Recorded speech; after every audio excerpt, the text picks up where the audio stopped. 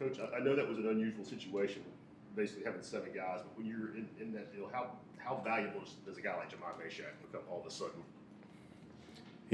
I mean, if you have 15 guys, he's valuable. But Jahmai is one of those guys that obviously he can go all day.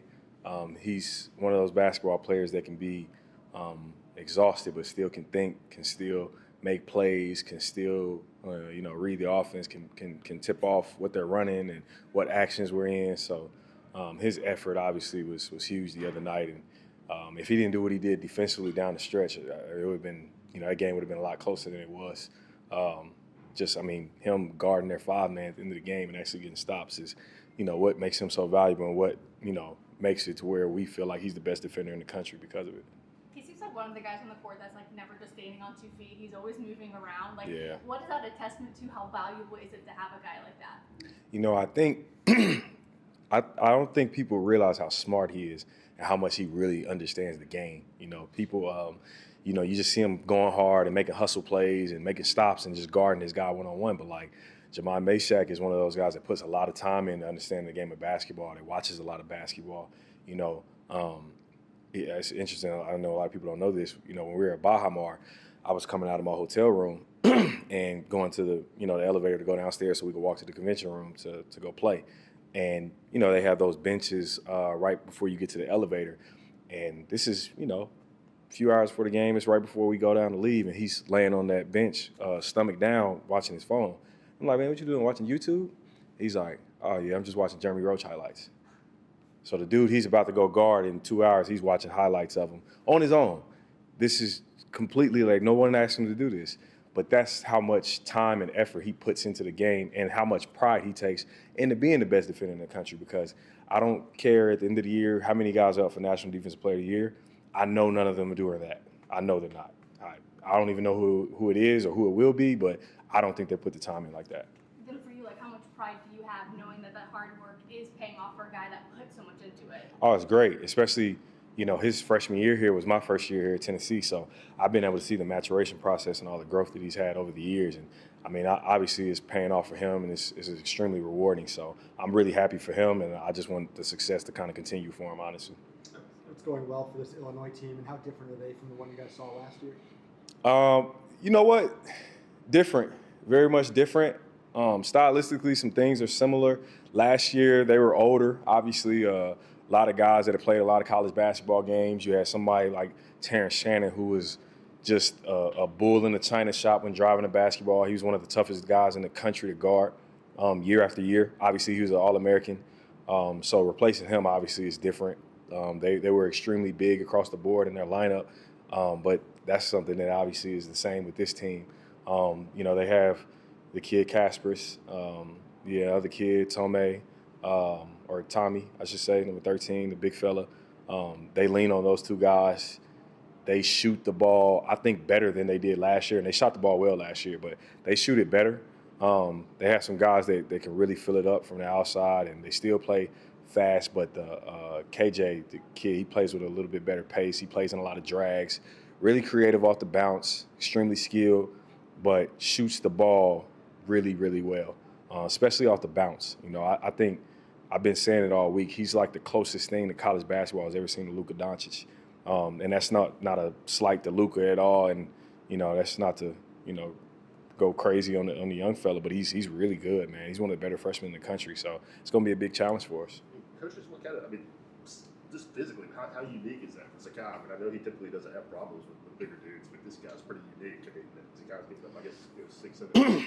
Yeah, no, last year their starting lineup, they actually, Kylan Boswell, he's about 6'2" in their lineup, whereas last year they started Domask at 6'5", 6'6".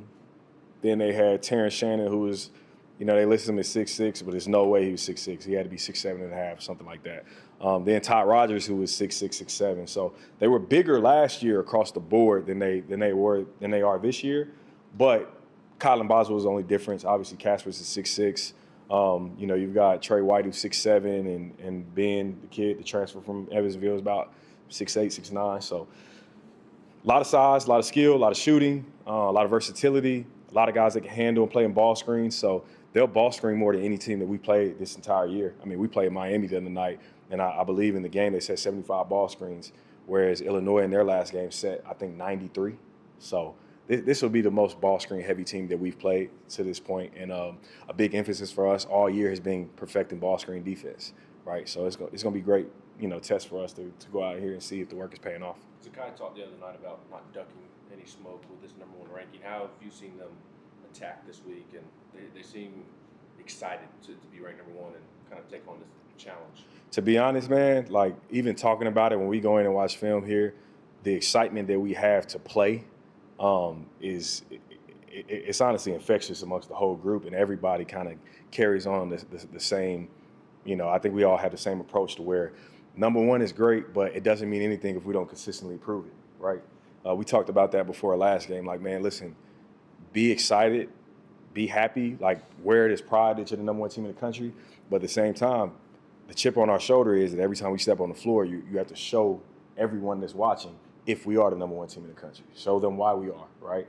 And then amongst each other as teammates, hold each other accountable to being the number 1 team in the country on a daily basis. And I think that our guys do a really good job of that. We have a championship culture. We really do. But a championship culture doesn't mean anything if you don't win championships, to be honest. How much has the standard that's been set that you just talked about, how much does that help these guys handle the expectations of being ranked number 1 and then also getting right back on the road and going and playing a big time game? Yeah, it's who we are. The standard means everything around here in this program, whether it's the culture, and that's the standard between the coaches, the players. Everyone is held to a standard of excellence. Everyone is held to a championship standard.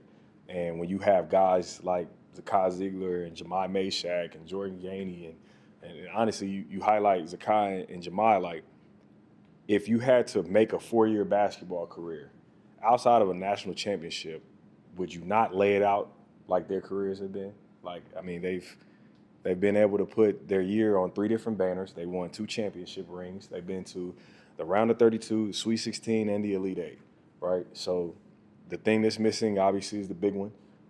And every day you're just stacking bricks to kind of get to that last game on Monday night. So I think that for us, it's one game at a time, making sure that we hold each other to the same standard every single day, regardless if it's the days that we're tired and we're trying to pull it up out of each other. That's what we're here for. That's why we're a team. That's why we're a family. Is D-Stone still in concussion protocol, and where's kind of Cam at in that timeline of his eventual return? Haven't got word on it yet. I know both of those guys are working, progressing back. I'm sure, Cam has been really good in his rehab process and doing some court stuff, and D Stone has been present for everything and kind of, he's been locked in just as much as anybody. So I'm sure they'll be back here soon. We're just I kind of let Chad and G handle a lot of that stuff. So you spoke about Jahmai's on-ball defense and all that, but what does he do off-ball that makes such a difference defensively that people don't necessarily see? Yeah, I remember coming to him after the under 12 timeout, and I was like, hey man, we gotta hear your voice more. Like you're not active enough. Like we don't hear you. You're not coaching guys up on the floor, and like we need it. And that's when we made that push, right? And we started getting those stops, stringing them together, and he came to the under 4, and I'm like, man, like it's that easy for you. Like, but we need it consistently. That goes back to that championship standard that we have. It's like you have to be that guy, otherwise we're a different team. And it's great to see that his voice has grown that much as he's became a senior, to where he's a guy that, when we go over scout, he's extremely locked in. He knows the actions. He knows how to read some of their tendencies. He understands a lot of that stuff, and so guys lean upon him to be that defensive catalyst while he's on the floor. Coach, it felt before the season that it always felt like you guys had a lot of confidence in Cade. How much do you think this first month of the season, just kind of being forced in with JP out and D-Stone out, how much confidence do you think he's gained because of that? Yeah, I mean, he's gained a lot of confidence, man. Like, K's a tough dude. He always has been. I remember when we, in the process of recruiting him, like going down and watching him in high school, and you could just tell that everything in front of him was going to be his best basketball. And you were excited about what he was at the moment because he was a tough dude that just fought through everything, whether it be injuries, adversity, even the fact of Cade saying when he first got here, like, look, I don't really know how to play yet, but once I figure this thing out, I'm going to be pretty good. And obviously he's been able to do that. I mean, the fact that he's shooting like 72% from the field in games, and I've never been around a guy that everybody in the gym knows he's going to dunk, and he just keeps dunking the ball. That's kind of crazy. And it's not an insult to the teams we're playing, but I think if I was a player, I probably wouldn't let him dunk. But he's obviously laid his mark on our games, on every one of them, and he's been a spark plug off the bench. And, you know, every game that he continues to play, his role for us and his energy gets more and more important. So for him, it's just making sure that he keeps staying the course and continues to be that spark plug we need off the bench.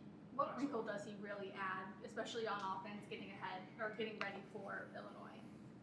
What wrinkle does Cade add? Yeah, just like with his presence out in the post or just him out there, like how different does that make the offense? Yeah, it makes it different because you have a guy that can play vertical over the defense. You're able to throw lobs with him on that back line. He works really well.